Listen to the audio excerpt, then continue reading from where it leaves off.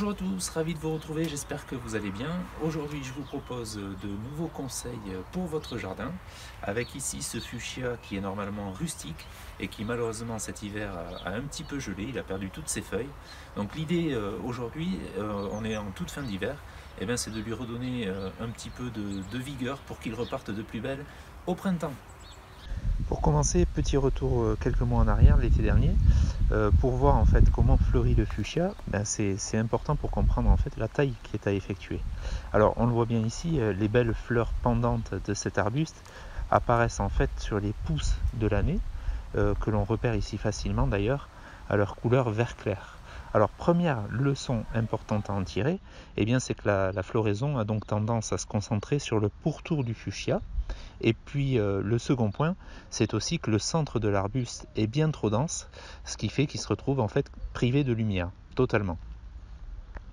En fin d'hiver, en février ou en mars, suivant votre climat, on va donc tailler en gardant plusieurs objectifs en tête. Alors le premier, c'est déjà de réduire le volume de l'arbuste et de bien aérer son centre pour que l'air circule.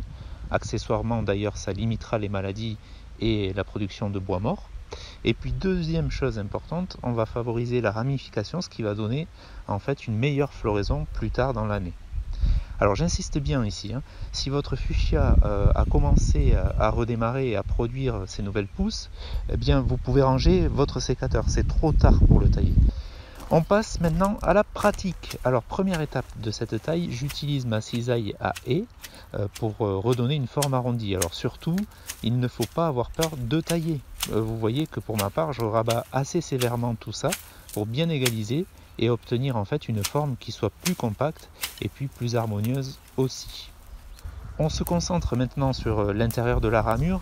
Alors comme je l'ai dit au début de cette vidéo, avec la densité des feuilles, la lumière ne parvient pas à pénétrer jusqu'au centre. Résultat, on a tout un tas de petites brindilles mortes et sèches qu'il faut débarrasser. Mais vous le voyez, tout ça, ça s'enlève assez facilement, à la main et sans outils. Allez, on y voit maintenant un petit peu plus clair à l'intérieur, mais il va falloir encore faire un peu de place en supprimant quelques branches mal placées qui se croisent ou qui traversent l'arbuste de part en part. J'utilise pour ça le sécateur, c'est le plus pratique parce qu'il me permet d'aller vraiment jusqu'au cœur de l'arbuste pour supprimer entièrement les branches que j'ai choisies. Et voilà le résultat final de mon intervention. Mon fuchsia, il est plus clair, il est plus aéré, il a aussi retrouvé une forme plus élégante. Il ne lui reste plus finalement maintenant qu'à repartir, ce qu'il fera sans doute dans les prochaines semaines. Voilà pour aujourd'hui, j'espère que cette nouvelle vidéo vous a plu. Comme toujours, n'hésitez pas à partager, à réagir ou à poser toutes vos questions.